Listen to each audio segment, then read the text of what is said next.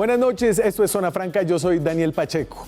En el mundo, el 2019 fue un año de mucha fricción. Tal vez por eso es difícil pensar en grandes avances este año que ya cierra.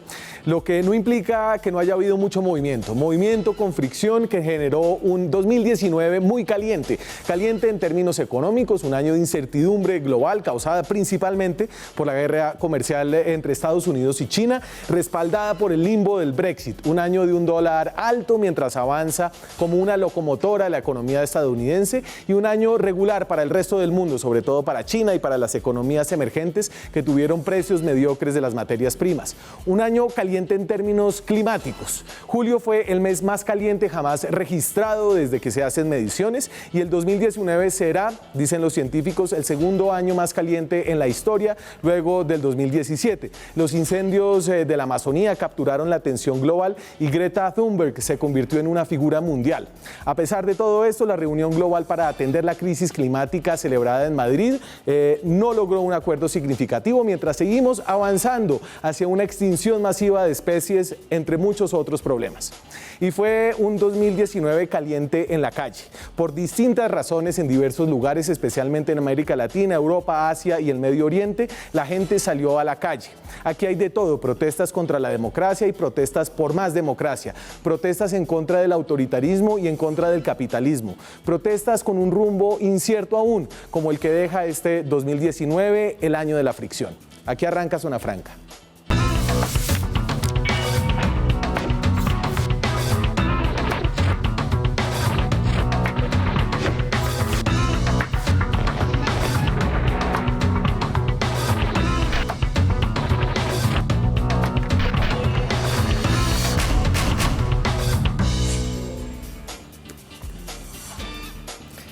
Y cerramos este año en el mundo con gente de mundo, gente viajada, como Andrés Mejía Bernó, que es filósofo, viaja por los libros, viaja por las suscripciones de internet. Por el ciberespacio. Por el ciberespacio. ¿Cómo no? Claro. Filósofo. Y por Colombia, porque con ese dólar a 3.500 y pico solamente se puede viajar por Colombia, cosa que es muy grata, por cierto. Panelista de Blue Radio y autor del destacado blog de opinión y análisis de eventos de Colombia y del mundo esporádicamente, Descartes en Bata. Andrés, buenas es noches. Siempre un gusto que nos acompañe aquí en este programa. Muchas gracias, lo mismo para mí.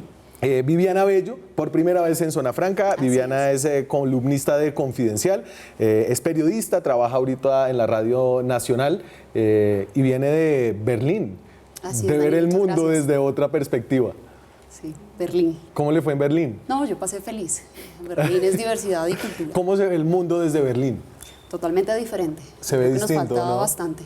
Este es un país de muy poco mundo, el Tíbet suramericano, decía López Miquelsen. Pero Jorge Galindo, con una mirada colonizadora desde España, es columnista del diario El País. 3 años y medio pagando aquí mis impuestos, pues de pronto ya me podría permitir un poco licencia, ¿no? De opinar. ¿Tú crees que ya te volviste provinciano a la colombiana? No, todavía no. No, soy de provincias en España, o sea, soy de Valencia, que es un lugar relativamente alejado de Madrid. De hecho, es la playa de Madrid. Gandía, que está en Valencia, se le conoce como la playa de Madrid, porque se nos llena de madrileños en verano, que son como los bogotanos de España, al fin y al cabo. Y nosotros, pues, ¿qué vendría a ser Valencia? La costa, somos los costeños. Bueno, de para nosotros entonces, son la paella. La paella. Sí. Sí. Pero aquí, bueno, voy a ahorrarme comentarios sobre... ¿Sobre las paellas colombianas? Sobre las paellas colombianas, pero sí, sería como comentar sobre los ajiacos valencianos, o sea, no sería justo ni para los unos. Bueno, además de paellas y costa española, tiene un doctorado en sociología y escribe en El País de España. Jorge, muchas gracias por venir. Gracias a ustedes, como siempre. ¿Por dónde arrancamos? Yo arranco con... Y yo creo que esta mirada con la que arrancamos es una mirada un poco provinciana de lo que ha sido este 2019, porque es algo que nos toca a nosotros, el tema de las protestas, que también se dieron en otros lugares del mundo, pero no estoy seguro, me queda la duda, ya se los pregunto a ustedes, si este es un hecho que marcó el 2019. Tenemos, y aquí tomando prestada una distinción que hace Galindo, protestas dentro de la democracia, Entonces tenemos a Colombia, tenemos Ecuador, cuando subieron los precios de la gasolina, tenemos Chile, tenemos Perú, digamos que son protestas que suceden dentro de la democracia. Tal vez ahí también podríamos poner a los Gillette John, que empezaron en el 2018, pero siguieron, digamos, con fuerza a principios del 2019. ¿Qué más meterían ustedes ahí? Dentro de la democracia. Sí. El cuento del Líbano. Sí, bueno, lo que pasa es que el Líbano es una democracia particular porque una parte del gobierno es Hezbollah, que es al mismo tiempo un partido político, Un grupo terrorista y una parte del estado de bienestar. O sea, son tres cosas al mismo tiempo en ciertas partes del Líbano y también en ciertas partes de esa zona del mundo. Pero bueno, yo creo que esos 4 puntos son las referencias. Y entonces claras. si vamos con las otras protestas que también se dieron en el mundo y que tal vez son distintas y podríamos agruparlas de esta manera, que son protestas contra el autoritarismo. En Venezuela se nos olvida, obviamente el año viene con muchas cosas, hubo unas protestas importantes lideradas por el entonces muy popular Juan Guaidó. Hay protestas en Irán, unas protestas que según leí de un reporte de Amnistía Internacional dejan más de 300 personas muertas, violentas, sí, muy señor. violentas. Protestas en Bolivia por la restauración de la democracia luego de un golpe de Estado, no, de una elección, digamos que mal contada. Para ponerlo poco controversialmente, una elección tumbada que llevó a un golpe de Estado militar, y el tema de Hong Kong, una lucha, digamos, de esa provincia autónoma de la China por mantener una independencia de China. ¿Usted cree, Viviana, que las protestas sí fueron, digamos, que algo que marcó este 2019, o que estamos dando una mirada muy provincial de lo que fue el año en todo el mundo? No, yo sí creo que sin lugar a dudas las protestas son protagonistas del 2019, pero además incluiría la protesta de la mujer. En todos los escenarios, en todas las protestas también vimos como novedad a las mujeres absolutamente empoderadas. Un violador en mi camino. Claro, este también marcó la apertura de esos gritos y de romper el silencio en muchos lugares. En la India también se cantó. Entonces, yo sí creo que esa protesta social y el movimiento social que se está tomando América Latina tiene además un componente juvenil y un componente de mujeres que lo hace trascendental y que podría perdurar. Yo creo que la movilización en el 2020 está proyectadísima desde ya. A ver, pero yo me acuerdo de la primavera árabe, de las protestas del 2010, 2011, 2000, hasta 2013 fue ese periodo, ¿no? Aproximadamente. 12, diría yo. Hasta el 2012. Occupy en 2012 es cuando ya empiezan la... Y me acuerdo que ese año hubo una, digamos, desde las miradas acerca de lo que había sido el año, la primera primavera árabe fue el personaje del año de la revista Time, y se le dio, digamos, que una gran relevancia, unas protestas que después llevaron a, digamos, a cosas muy problemáticas y distintas en los distintos países. ¿Usted cree que, Jorge, que estamos un poco en esa vuelta, o que hay algo distinto a las protestas de esta ronda? Yo creo que aquí tenemos que, aparte de la clasificación que hemos hecho, que es útil esquemáticamente, por cierto, quizás hay una tercera categoría, se me ocurría justo ahora cuando preguntabas lo del Líbano, que son protestas dentro de democracias establecidas, que están categorizadas como tal, pero que expresan una satisfacción sistémica o una parte de percepción de falta de democracia. El Líbano, Puerto Rico, Sí. y la mitad de Cataluña, que está del lado independentista, entrarían, digamos, dentro de este canal, que es un poco distinto.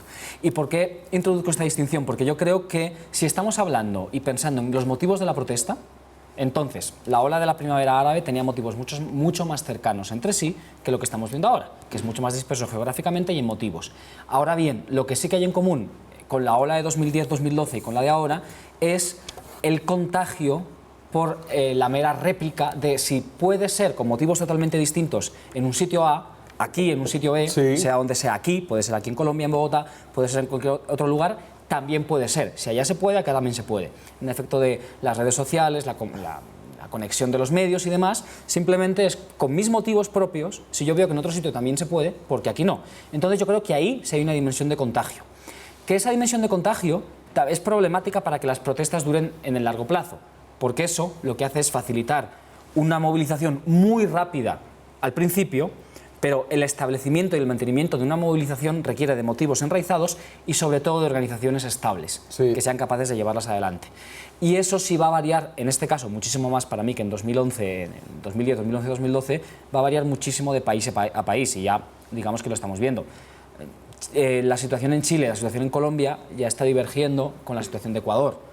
Por Que poner... Ecuador ya les bajaron, les quitaron el paquetazo y se quedaron más tranquilos. Sí, parecería ser, pero efectivamente, como decía Jorge, a medida que va pasando el tiempo, cada protesta o cada uno de estos fenómenos va cogiendo su camino. Desde que empezaron las protestas en Colombia, yo me he hecho mucho la pregunta de si estamos frente a un mismo fenómeno global o hay que ver diferenciadamente cada una de las protestas. Como yo, al igual que usted, soy de formación analítica en la universidad, empecé por el segundo camino. Voy a tratar de ver cada una con sus motivaciones, con sus características y efectivamente en muchos casos es muy fácil hacer diferencias. Por ejemplo, aún protestas que parecerían tener cosas en común como la de Chile y la de Colombia han tenido una evolución muy diferente. En este caso creo por las diferencias en la estructura de la sociedad y en la respuesta del gobierno a cada una de las cosas. Sin embargo, yo sí creo que sería necio no ver que hay unos factores de carácter común que parecerían estar actuando para permitir o para promover este tipo de movilización. Acuérdese que veníamos de una discusión acerca de los populismos y del esparcimiento de los populismos. Jorge mencionó uno y son los efectos de demostración que hoy por hoy son muy rápidos. Yo veo cómo se hacen las cosas en otro lugar. Fácilmente se me puede ocurrir que aquí puede pasar el lo mismo. violador en mi camino. Muchas otras cosas. También. Por Dios, la cacerola. Lo de Hong Kong es absolutamente impresionante y yo creo que ha inspirado en muchas de las tácticas de resistencia en las calles, en el enfrentamiento con la policía antimotines en Colombia, en Chile, en muchas otras partes. Pero además yo sí creo que estamos en muchos países del mundo, no en todas partes. Las protestas en Irak, por ejemplo, que han sido muy fuertes, probablemente tengan otras dinámicas, pero sí creo que hay un fenómeno, voy a usar una palabra que no me gusta, pero pues que no encuentro otra, de gradual empoderamiento de ciertos sectores e incluso individuos en la sociedad, en una sociedad en la que ya los intermediarios con lo político no son tan el aspecto importantes ni tan generacional necesarios como antes. que señalaba usted. Bueno, en Colombia es increíble el aspecto generacional, es absolutamente crucial, me parece a mí. Sí, yo Usted se sintió viejo en la calle. Pero por Dios, lo soy, claro. Yo salí el 21 de noviembre y allí estuve y vi personas mayores, seguramente mayores, pero muy pocas, la verdad. Pues sí, a mitad de diciembre continúan algunos movimientos estudiantiles en las calles, por lo menos en Colombia, se debe justamente a esa cuota juvenil, ¿no? Entonces tenemos universidades que están siendo protagonistas, ya no es solo la juventud comunista ni los movimientos sindicales, que ya los conocíamos, por años han estado siempre en esta lucha y siendo contrapoder siempre, contra cualquier gobierno. Pero en este caso sí yo creo que específicamente los jóvenes son los que también han liderado un papel importantísimo, las mujeres, y esas nuevas ciudadanías que también están absolutamente aburridas de los gobiernos. Nosotros hablábamos y decíamos siempre como le tocó a Duque, claro, le tocó a Duque, pero ya el cúmulo que tiene la gente, la necesidad que tiene la gente de salir, pues se dio en este momento por las redes sociales, por los jóvenes que están escribiendo todo el tiempo, que se están dando cita, también esas mismas denuncias que se hacen y que le ponen un poco más de picante tal vez a esas mismas demostraciones, y es poder grabar cómo se llevan a su compañero, poder grabar algunas arbitrariedades, pues ha hecho que la gente se mantenga mucho más en las calles, pero yo sí creería que los jóvenes han sido determinantes. Y cuando uno mira en las encuestas que se han hecho en Colombia en concreto sobre cuáles son los aspectos positivos del paro, qué se espera de positivo del paro, creo que era la pregunta que hacía el Centro Nacional de Consultoría, que hizo la encuesta más completa para mí sobre el paro, la educación estaba ahí arriba. Educación, salud y corrupción. Educación, salud y corrupción. Educación, corrupción y salud. O sea, eran las cuestiones enlazadas y arriba del todo, cuando a la gente en general, a toda Colombia, se le preguntaba por qué se espera del paro y en qué se está pensando. Una cosa que, por cierto, introduce una distinción con respecto a Chile, donde en Chile hay una enmienda al sistema de un mucho mayor alcance institucional. Aquí la Constitución del 91 no se pone en cuestión. No está en discusión. Probablemente porque es una Constitución en su texto, en su espíritu y en su proceso mucho más progresista que la de Chile. Voy a avanzar en lo que creo que fue la noticia económica del... Brevemente. Sí, señor, yo creo por que supuesto. una conclusión fundamental de todo esto es que Colombia ya no es un país tan provinciano. Yo lo que veo en esta protesta colombiana es el hecho de que una nueva generación ha salido al mundo aún sin salir de la casa. Es decir, se ha abierto al conocimiento, tiene acceso a muchas otras cosas que no tuvo, por ejemplo, mi generación cuando yo estaba en el colegio o en la universidad. Y por esa razón no es tan fácil que acepte con conformidad total las cosas como están. Claro, ni tan fácil saber qué es lo que quiere. Podría ser también. Uno nunca sabe lo que quiere a esa. No sé lo que quiero a esta.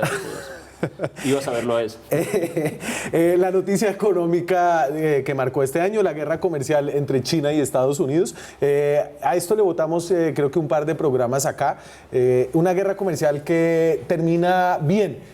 A final de este año, dice hace apenas algunos días Donald Trump: hemos logrado un gran acuerdo con China en su primera fase. Ellos han aceptado muchos cambios estructurales y compras masivas de productos agrícolas, energía y bienes manufacturados y mucho más. Los aranceles del 25% se mantendrán tal cual, con un 7,5% para gran parte del saldo restante. Obviamente está haciendo política económica en Twitter, que creo que es parte de lo que ha sucedido con esta guerra comercial. Un comentario cultural. Me parece fantástico ver un tuit de Donald Trump en español.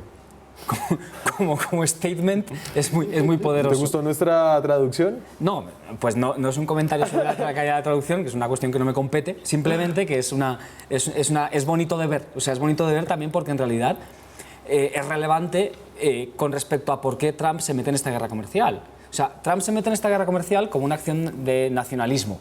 ¿Sí? De refuerzo de una plataforma política esencialmente nacionalista. Creo que es el único concepto que podemos utilizar con poder para definir con una sola palabra de qué va Trump y de qué va su coalición de votantes. Sí. Y escoge enemigos, como cualquier nacionalismo. China es un enemigo muy poderoso y en eso encuentra aliados de la élite de Washington, de la élite establecida que tanto aborrece a Trump porque no pertenece a su élite, pertenece a otra élite, encuentra aliados en ver a China como una amenaza. La administración anterior, digamos que tuvo una política con respecto a China mucho más ambigua. Obama intentó ciertas cosas que luego no le salieron, quizás se arrepintió de algunas. El pivote hacia Asia se llamaba la política de Obama. Que en esa época probablemente usted estaba por Washington, ¿no? Claro, por eso me acuerdo de una política que resultó siendo totalmente insustancial. Pero bueno, eso, entonces, digamos, China es un enemigo, México, por supuesto, es otro enemigo, y lo interesante es que cómo esa selección de enemigos ha acabado en dos renegociaciones con China y con México que al final han hecho un cambio de política pública concreta y determinada. O sea, que no ha sido solo discurso, que no son solo tweets. Claro, y agitó una discusión que venía acerca de una crisis de la globalización, de la apertura de mercados y de quiénes eran los ganadores y perdedores de esta visión que había, digamos, capturado a las democracias del mundo durante todos los 90s y la primera parte del siglo XXI. ¿Usted quiere meter algo ahí? Yo quería decir acerca del trino, justamente. Y yo creo que también esta actitud un poco más tranquila de Donald Trump en Twitter tiene que ver con estos 5 días que le faltan para ese juicio político. Yo también creería que y ahí viene, es el juicio primer político trino viene. moderado, es el primer trino que uno podría leer un poco más calmado, ¿no?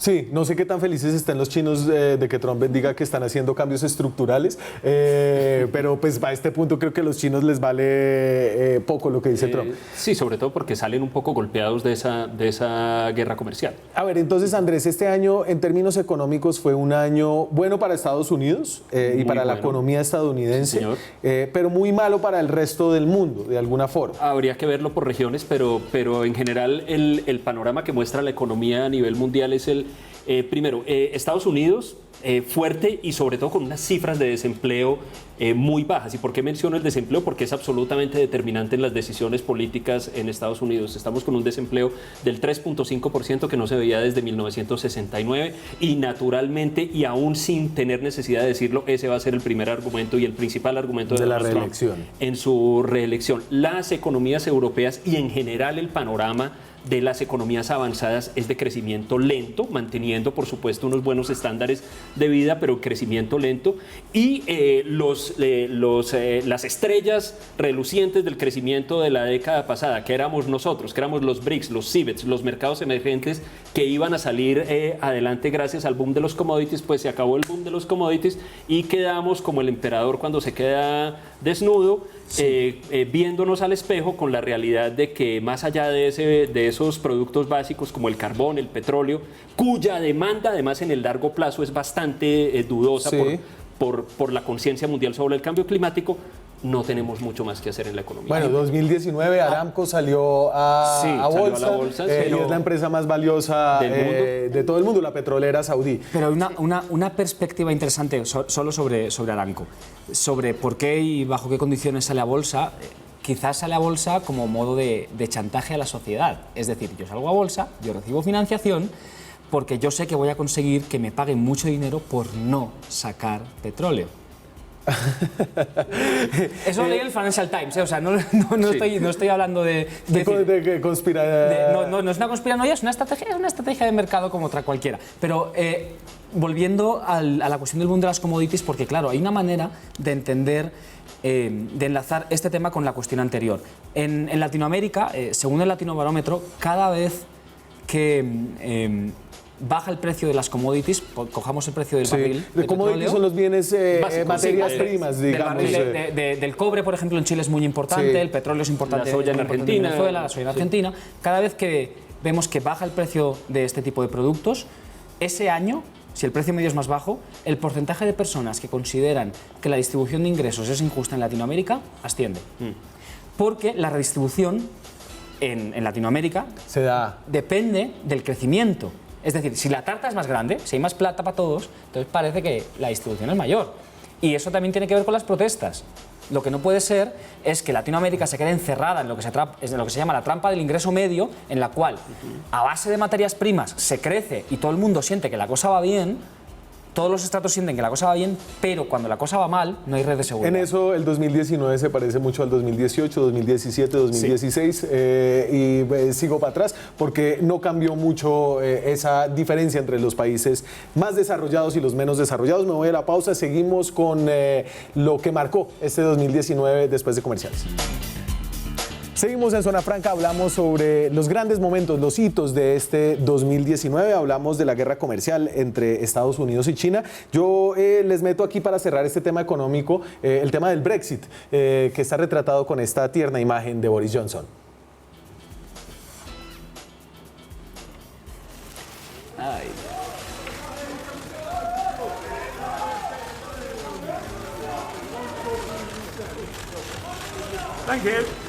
Dylan se llama.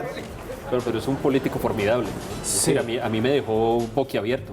Hay un monólogo de John Oliver muy interesante en el cual explica cuál es el funcionamiento de Boris Johnson y su tendencia a ponerse en ridículo a sí mismo.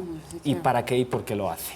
Entonces, claro, Boris Johnson en realidad es una persona que nació y creció con la élite más élite y más cómoda y más acomodada de todo el Reino Unido.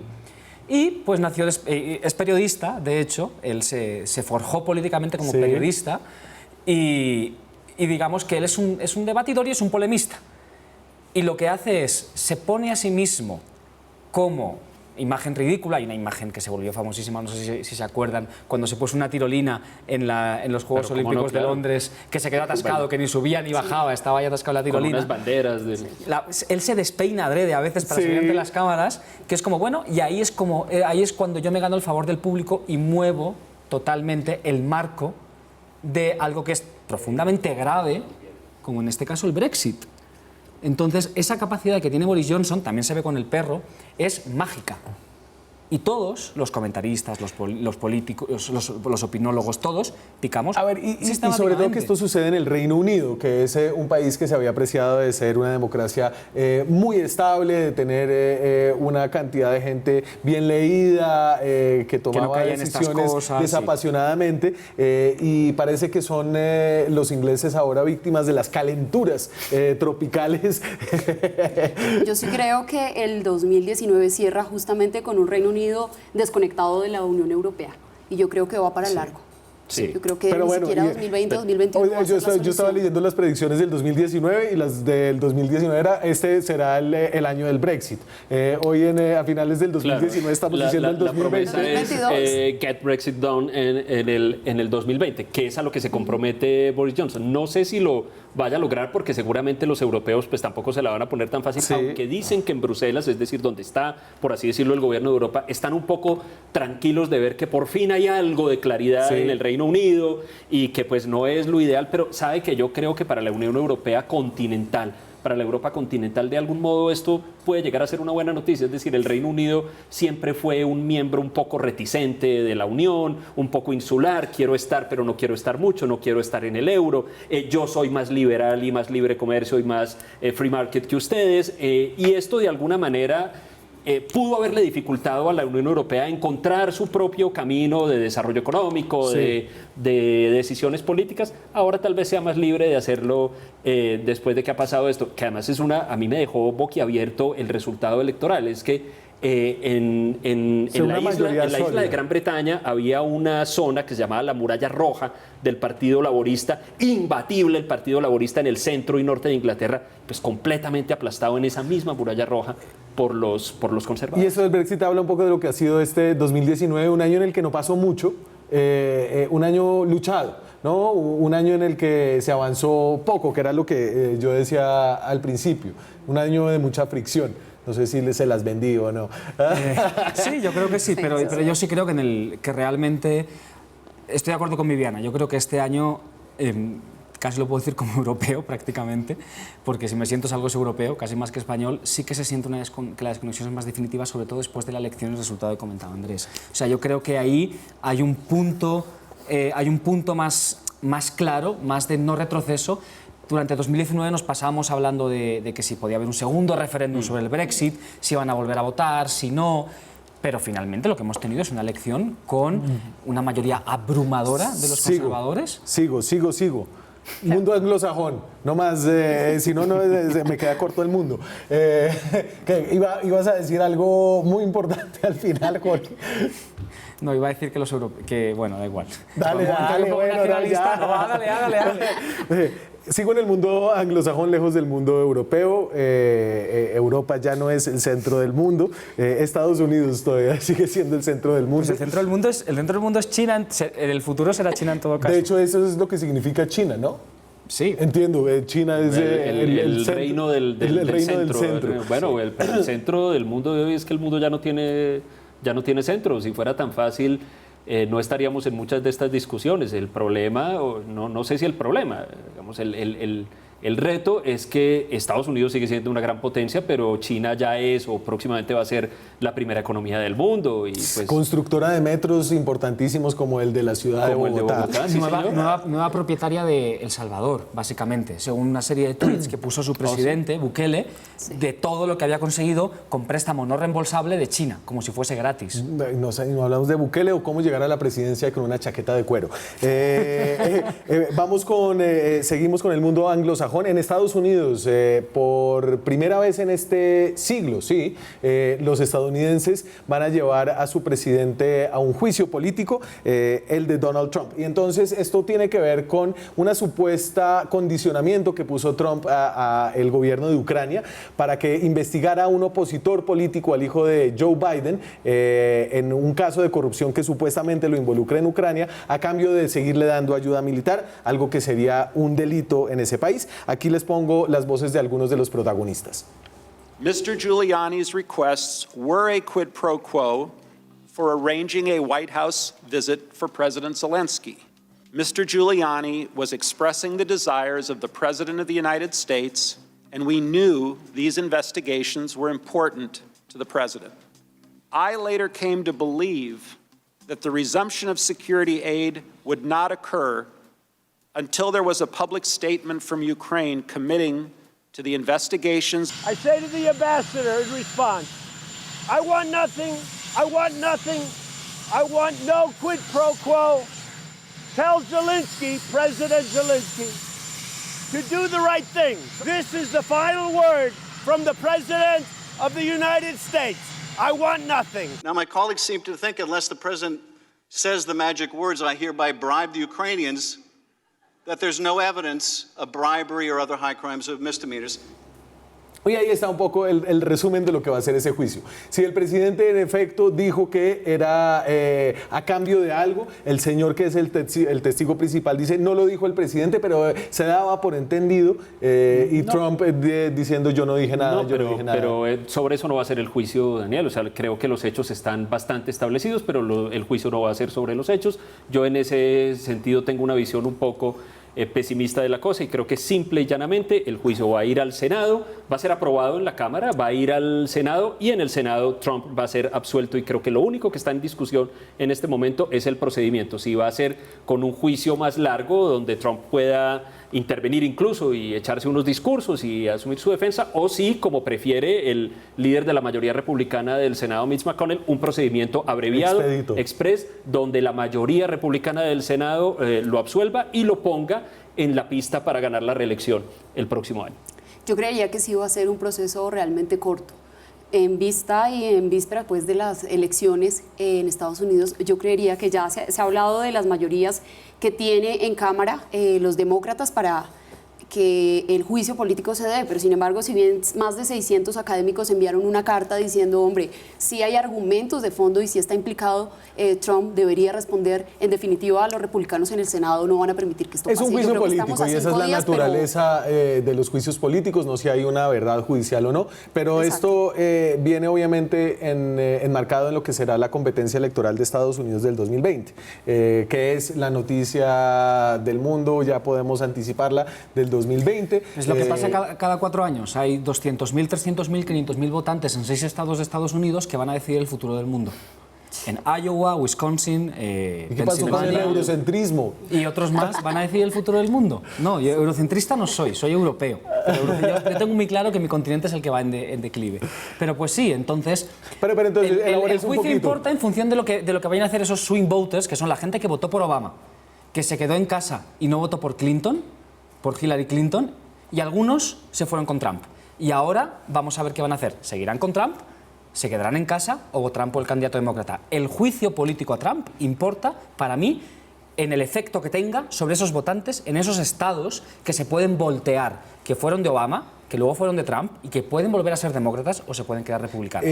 Sobre la perspectiva de que Donald Trump sea elegido otra vez, hay una historia interesante que es la de la magistrada de la Corte Suprema de Justicia de Estados Unidos, Ruth Bader Ginsburg, que tiene 80 y cuántos, creo que 86, que ya Y está muy mal de salud. Sí, está muy mal de salud y esto en el contexto de que la Corte Suprema tiene hoy una mayoría sólida republicana de 5 asientos, 5 de 9, con el cambio de Ruth Bader Ginsburg, si no aguanta 4 años más, sería una Corte Suprema tan conservadora como creo que no se ha visto en mucho tiempo en Estados Unidos. En mucho tiempo, y además como la Corte Suprema, los nombramientos a la Corte Suprema de Estados Unidos son de carácter vitalicio, entonces el presidente Trump podría nombrar, bien sea en lo que le resta del periodo o si gana otro periodo, podría nombrar otro juez que sea relativamente joven, una persona de mediana edad, de modo que pueda estar 25, 30 años en la Corte, y esa es fundamentalmente la razón por la cual, a pesar de sus infidelidades, de su vida disoluta e inmoral, los evangélicos de Estados Unidos están absolutamente detrás de Trump, porque les da lo que ellos más quieren, que se llama jueces. Me voy a la pausa, seguimos con El Mundo en 2019 después de comerciales. Seguimos en Zona Franca, hablamos de lo que pasó en el mundo en el año 2019, un muy breve resumen de lo que pasó en el mundo, pero con el mundo en las manos de cada uno con un celular. Esto fue lo que buscó la gente aquí, desde Colombia. Esto es Enredados.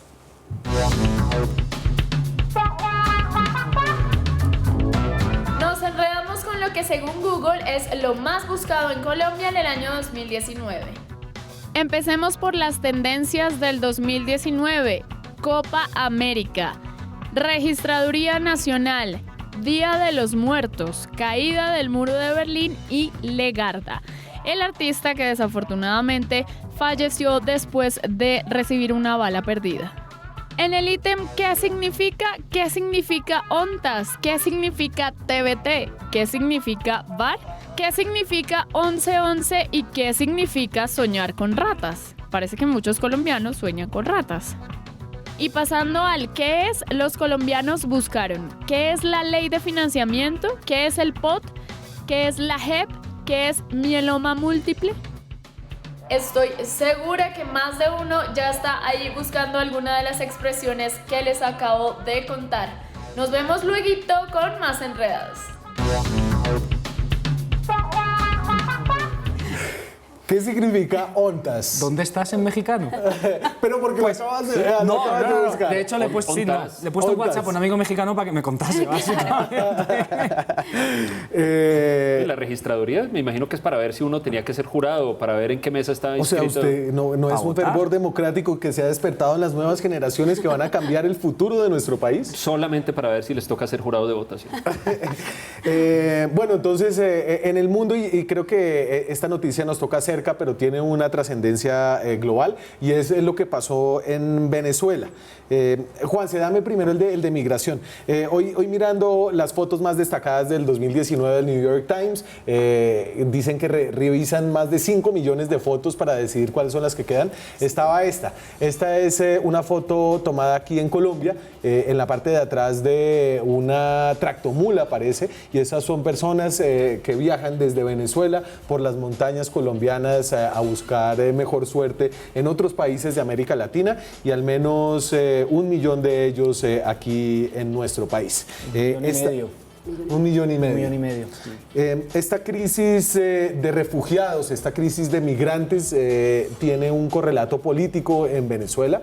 Empezamos el año con una nueva esperanza, se llama Juan Guaidó, todavía se llama, no sé si es una nueva esperanza, pero así lo mide Ecoanalítica en su imagen y la percepción ciudadana. Aquí tengo como 4 ítems de mediciones de opinión pública dentro de Venezuela, de el principio y de final de año.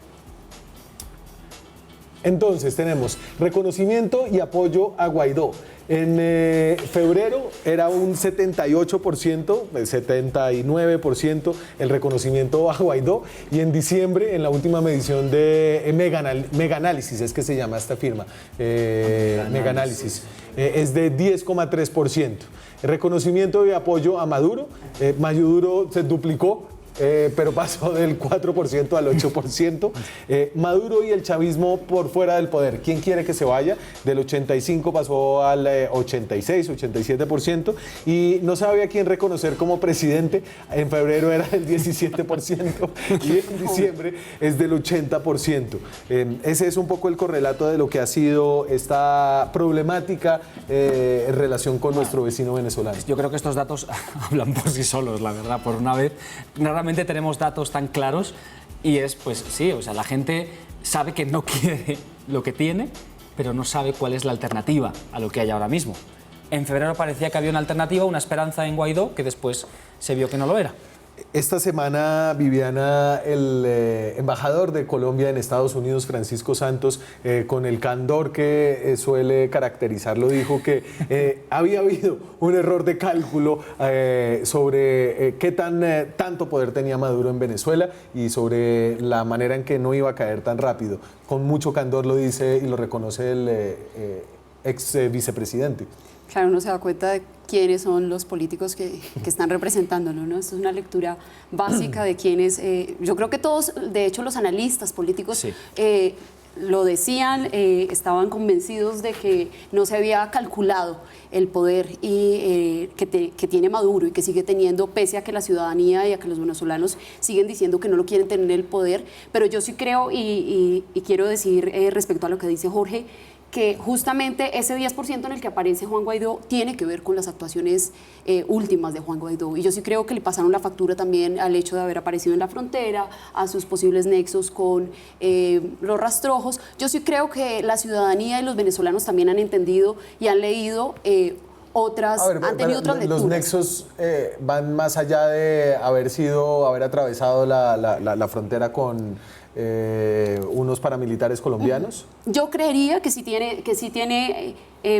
que los venezolanos tienen más argumentos para decirlo, que no se quedaron solo en la burbuja mediática de las fotos, sino que también se cuestionaron acerca de la representación que tienen con Juan Guaidó y no encuentran un nuevo liderazgo. Está clarísimo que no es Maduro y tampoco es Juan Guaidó. Tenemos una posición dividida seguro y tenemos acusaciones internas y desde fuera también de corrupción al entorno de Guaidó, no Guaidó necesariamente. Es un gobierno provisional que ya tiene escándalos de corrupción. Es un gobierno que ni siquiera está en el poder y ya tiene un escándalo muy serio, por cierto, de corrupción.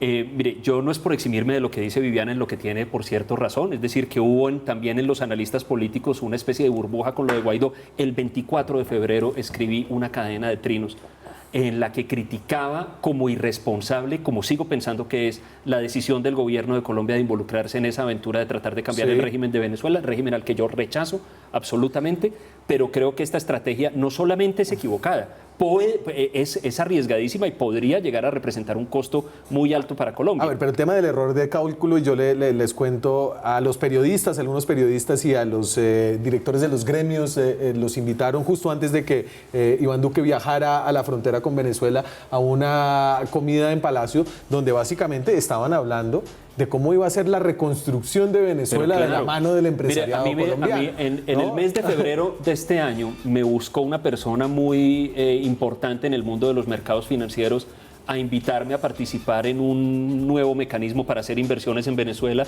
porque se pensaba que eso ya era cuestión de pocas horas y que, al igual como ocurrió, por ejemplo, cuando la caída de la cortina de hierro en Polonia, por ejemplo, quienes invirtieron muy rápidamente después de la caída del gobierno comunista hicieron unas grandes fortunas con la valorización posterior de todos los activos. El hecho es que los factores que permiten la estabilidad y supervivencia de un régimen en general, no solo el de Maduro, son mucho mayores de lo que se cree. La misma inercia que tiene un régimen, por muchas razones que sería muy largo de discutir aquí, es mucho mayor de lo que el gobierno colombiano y probablemente el de Estados Unidos pensaron. Recuerde a Francisco Santos parado en la frontera diciendo, díganle a Diosdado Cabello que le quedan pocas horas, díganle que... Hoy asistimos al hecho de que a principios de esta semana tiene que admitir que esto no fue así, y le doy un pequeño dato. Me dicen, porque no sé y obviamente no hay cifras, que en Venezuela y en particular en Caracas, en otras ciudades no, en Maracaibo no, se está viviendo una especie de mini bonanza económica. Hay una pequeña recuperación que después de una crisis tan grave se siente como un gran alivio, y eso, pues querámoslo o no, le da oxígeno al régimen. ¿Algo más ahí? Cortico. Esto es muy fácil en realidad. Aquí el único actor que importa es el ejército venezolano.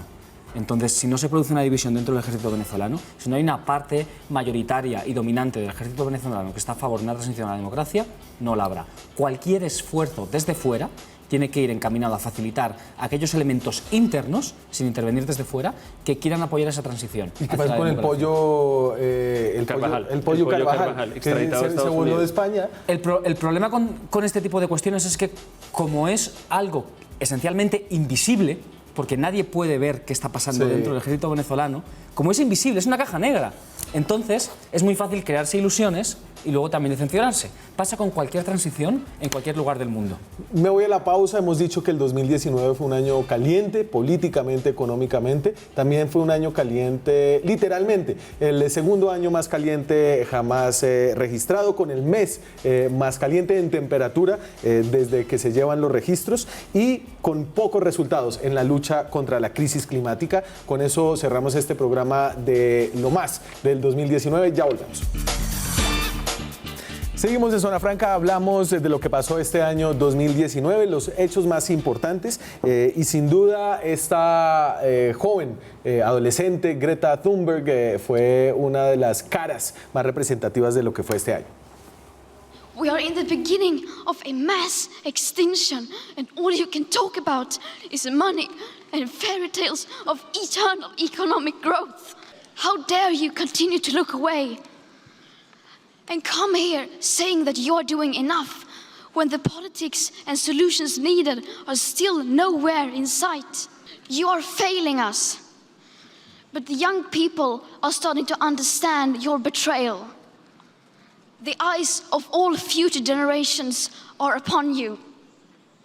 And if you choose to fail us, I say we will never forgive you.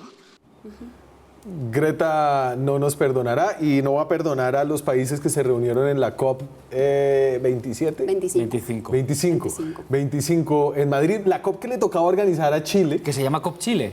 Sí. Pero ponía Madrid abajo. Eso sí que es colonialista, ¿eh? Mucho más que invitar. Yo no entendí eso. Todavía pues porque no lo entiendo. Chile sigue siendo el país organizador oficialmente, pero por cuestiones de seguridad por las protestas se trasladó a Madrid, pero Chile quedó como país Pues porque además de llevar a la gente... COP Chile, pues porque Chile lleva la secretaría, tiene que hacer las memorias, prepara los temas... Y porque luego ya estaba pagado. Entonces, claro, me parece bien que no gaste más plata en eso, o sea, que toda la parte de comunicación... y en el COP, obvio, esto lo de Greta fue antes de la reunión del COP, fue en una reunión que hubo en Naciones Unidas.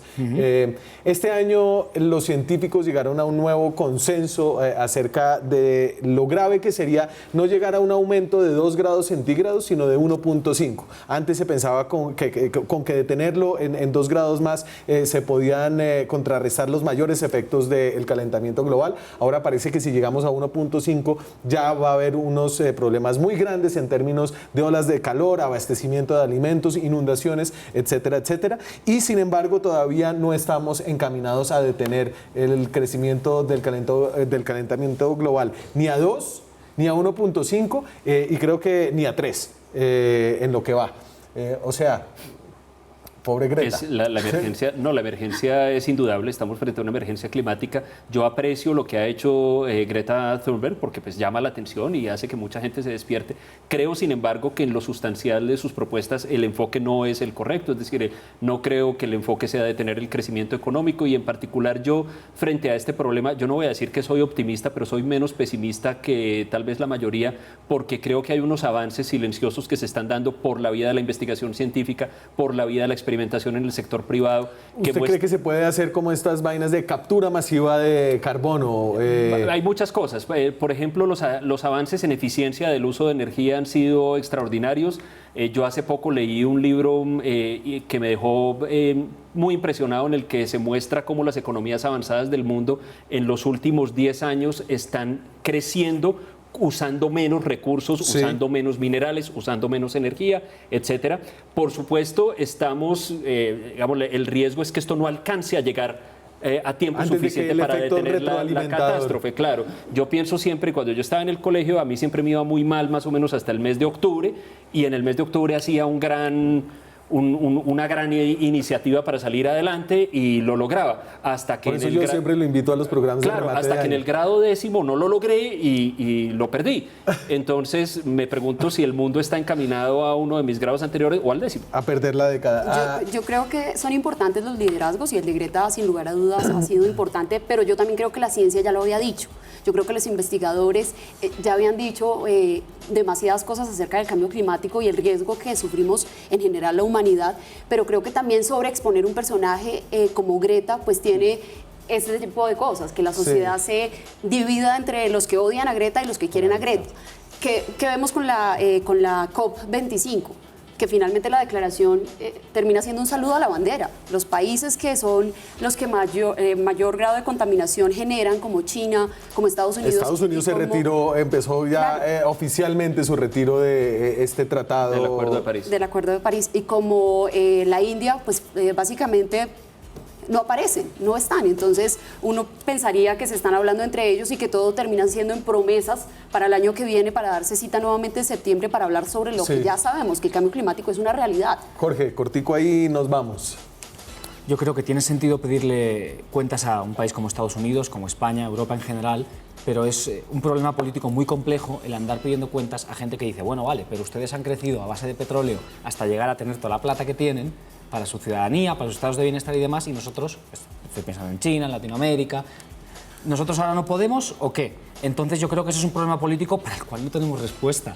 Y yo creo que ni el protocolo de Kioto, ni el Acuerdo de París, ni lo que hemos visto en la COP dan respuesta a esto. No la tenemos, simplemente. Yo creo que es importante que la encontremos. Yo también tiendo a ser optimista con la ciencia, pero probablemente porque soy sociólogo y politólogo, pienso que sin política no se resuelve nada. Me fui. 2020, elecciones en Estados Unidos, tenemos gobiernos de izquierda aquí en América Latina, el de Fernández en Argentina, tenemos el segundo año de AMLO. ¿Será que va a quedar Colombia en cerco diplomático? Colombia en cerco diplomático, y con eso nos vamos. Muchas gracias por acompañarnos en la revisión de este 2019. Muchas gracias a ustedes. Nosotros nos vemos ojalá también en el 2020, con más periodismo, con más debate, con más opinión. Chao.